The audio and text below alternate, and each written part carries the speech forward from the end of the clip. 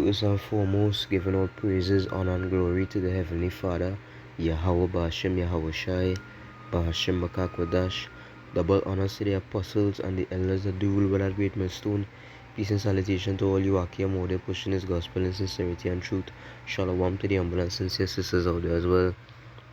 This lesson will be entitled, It's Not Fair, Why Me? Right? And basically the precepts that will be brought out. I know all of us have thought like this, at times, right? As if it's a losing battle and it's vanity and it's nothing matters, and no matter what you do, you would always be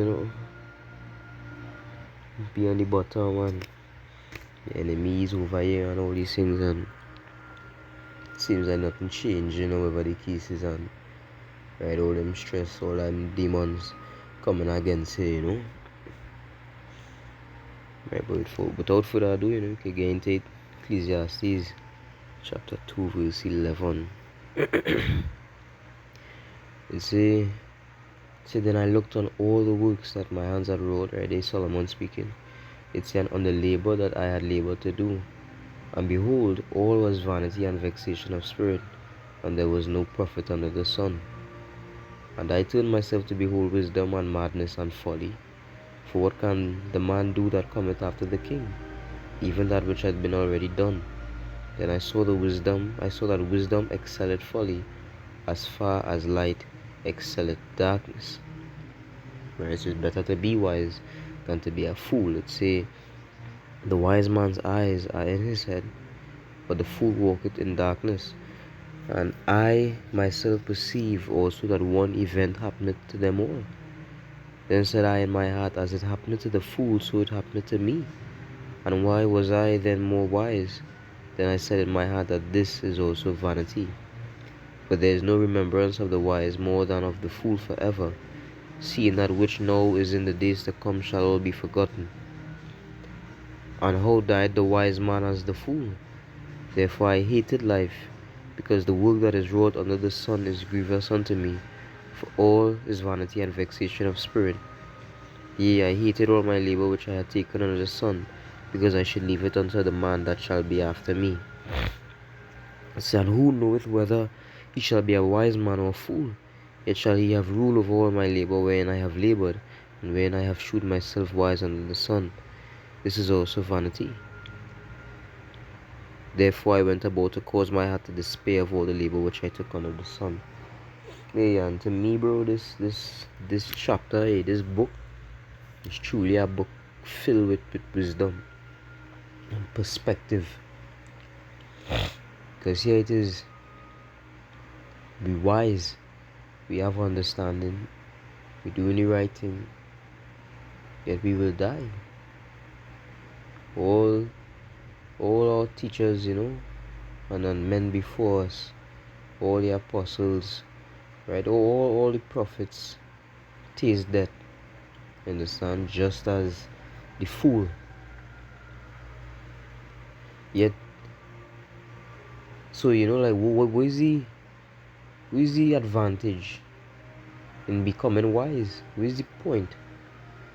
If I become wise, I suffer more, and the more the wicked be wicked, he prospers on this planet. So should I then be wicked? You understand? Should I then walk down a dark path, because it seems as if darkness is bringing light, and my light is only bringing affliction? So what is the point? Right? Certain things happen. You say, why me?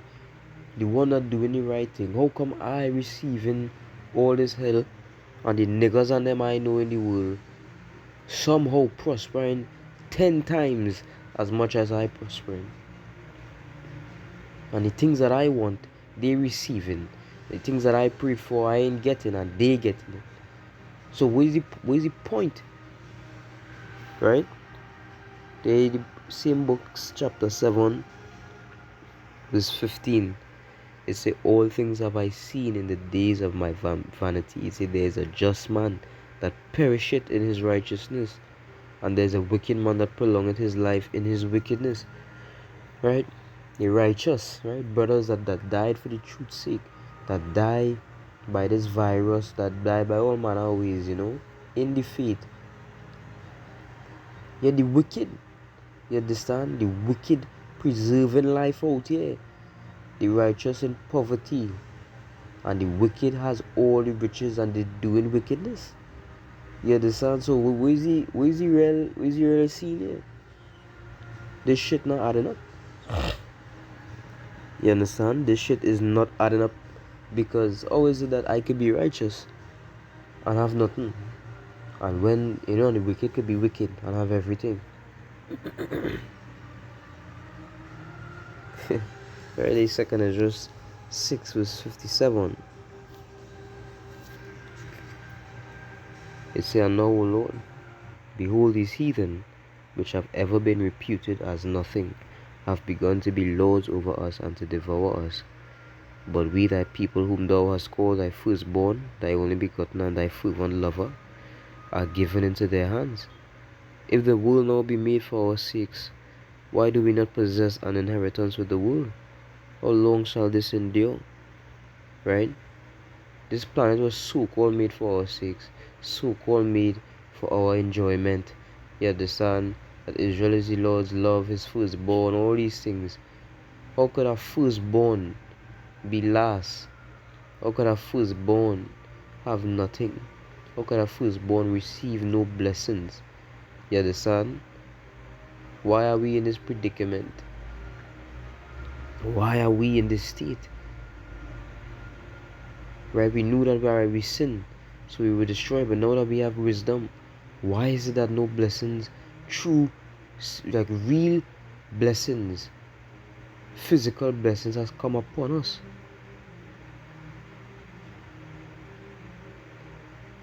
And these are the thoughts that might plague the minds of the wise. But what you really need to understand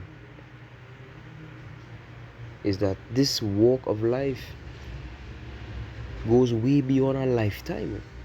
That's what these people don't understand. They think, they believe that, hey, they forget that our lives are like a twinkling of an eye. We here, we come and we go, we come and we go, we come and we go. We've been coming and going, we've been coming on the earth and leaving the earth. But at the end of this is the promise. The things that were promised beforehand, the things that wisdom would bring, it will come. It's just there's a time and a season and a place for everything under the sun. There's a time, but right now it is not that time. You really think about it, the work that you put in, right? The work that you put in, and let me say, right? You wanna become more successful, right? All the sleepless nights, all the suffering, all the work that you put in, and you're not receiving nothing from it, and you keep fighting, and it's tears, it's pain, it's trials, it's all manner of suffering, and you keep going, and you're getting rejected, and you might reach a certain level and you fall apart, your business collapse, and you have to start back from zero, and then you're in debt, and then you don't know what to do. You owe in the bank, and you just problems, and then at the end of that road now, you become successful. That is exactly what is going on with us, but it is more than just one lifetime.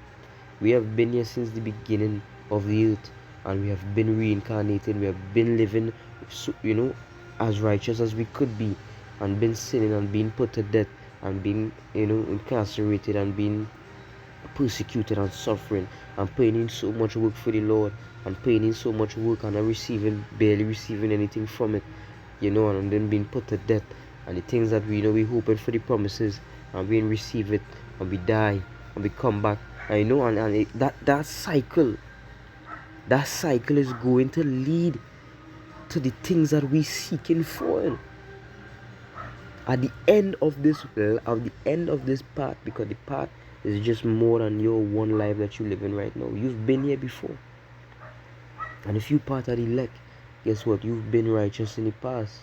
Right? There were lifetimes where you were wicked, there were lifetimes where you were righteous. You have been righteous in the past. This is not the first time that you pray into Yahweh Shemosha and serve the Lord. You understand? This is not the first time. But understand that the righteous and the unrighteous, in the end, their fruits will be made manifest. And all the things that were promised to the righteous will not be forgotten. It will not be forgotten. All your, let me get it, because this is the things that people think. That, we just going through this for nothing. And then you're going to die. And that is a day for you. No. Hebrews 6:10. Say, for Yahweh is not unrighteous to forget your work and labor of love, which ye have showed toward his name, in that ye have ministered to the saints and do minister. Yahweh Bashem Yahushai, you ain't gonna forget all the miraculous, all the works that you did 2,000 years ago and died, and nobody remembers your name. Guess what? The Most High knows your name. And all those works that you did in love, all the labor that you did, you're gonna be blessed for it. But there's a time. The same way the Lord is building up all the works of the wicked to get them a final destruction. The Lord is gonna he's building up all your works. You understand? Your labor of love to give you a final blessing, a final gift, a final reward. Yahweh is not unrighteous to forget your labor of love. You understand? So the thing that even if all the works you do and we waiting for the Lord and we die, your works ain't forgotten. Your works is not forgotten. Sure, you mightn't be remembered on the earth, but guess what? You are remembered in heaven. You are remembered by the Most High.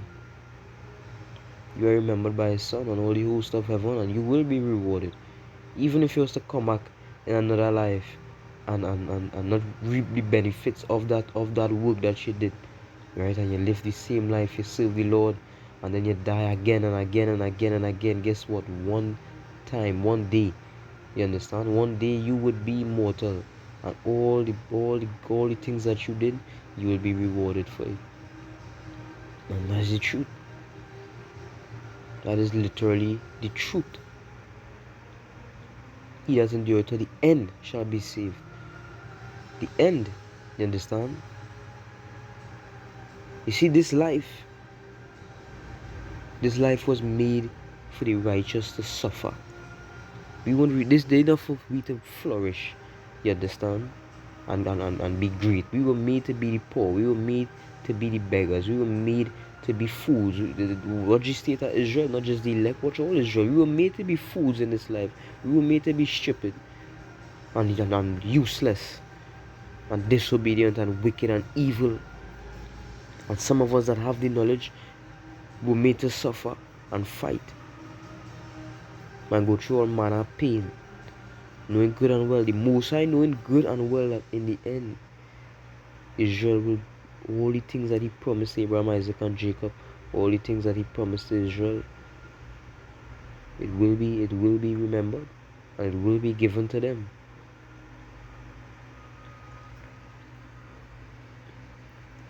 The 2 Corinthians